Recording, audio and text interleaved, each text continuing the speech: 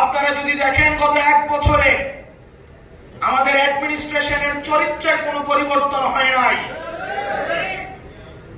বিগত সময় নির্বাচনের কথা যদি আমরা মনে করি, ওসিকে নির্দিষ্ট সংখ্যক অর্থ দিয়ে কিনে ফেলা হতো, ইউনুকে সাক্ষী রেখে দিনের ভোট রাতে করা হয়েছে, মরা মানুষ কবরস্থান থেকে এসে ভোট দিয়ে গিয়েছে। প্রশাসনের দায়ভার এড়াতে পারে না। আমরা দেখলাম 5 আগস্টের পরে বঞ্চিত নামের এক ধরনের গোষ্ঠী এই অ্যাডমিনিস্ট্রেশনকে কবজা করেছে। আমরা কিন্তু দেখি নাই গত 15 বছর কোন অ্যাডমিনিস্ট্রেটিভ অফিসার, কোন সচিব, কোন ডিসি, কোন এসপি তিনি পদত্যাগ করতে চেয়েছেন হাসিনার বিরুদ্ধে গিয়ে। প্রিয় যুব সমাজ, 5 আগস্ট যদি না হতো তাহলে তাদের মধ্যে আবার দেখা যেত হাসিনার পক্ষে, হাসিনার উন্নয়ন কেন প্রয়োজন সেটির পক্ষে দিস্তায় দিস্তায় আবার রচনা লেখা হতো, কলাম লেখা হতো, টকশোতে আবার কথা বলা হতো। আমরা একটা নির্বাচনের গণতান্ত্রিক উত্তরণের জন্য নির্বাচনের দিকে যে যাচ্ছে সেটির আগে অ্যাডমিনিস্ট্রেশন সংস্কার করে আমরা এই ব্যুরোক্রেটদের আমরা ভূমিকা সম্পর্ক নিশ্চিত হতে চাই। যারা আগের 3টা নির্বাচনের সাথে জড়িত তাদেরকে দৃষ্টান্তমূলক তাদের ব্যবস্থা নিতে হবে।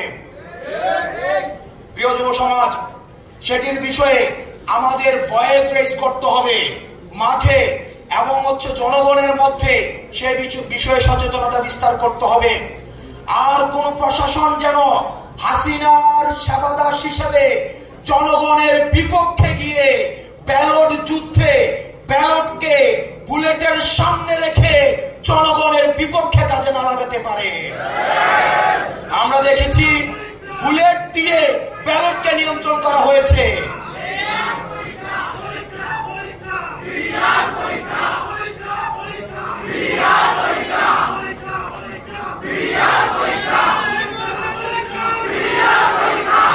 প্রিয় যুবশক্তি, আমরা অ্যাডমিনিস্ট্রেশনের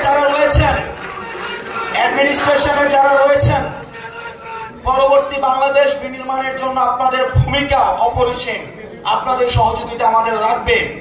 একটা বাংলাদেশ বিনির্মাণের জন্য আপনাদের গুরুত্বকে কখনোই এখানে গণ্য করার সুযোগ নেই। কিন্তু দয়া করে আপনারা এনসিপি পন্থী হওয়ার দরকার নাই, আপনাদের জামাতপন্থী হওয়ার দরকার নাই, আপনাদের বিএনপি পন্থী হওয়ার দরকার নাই।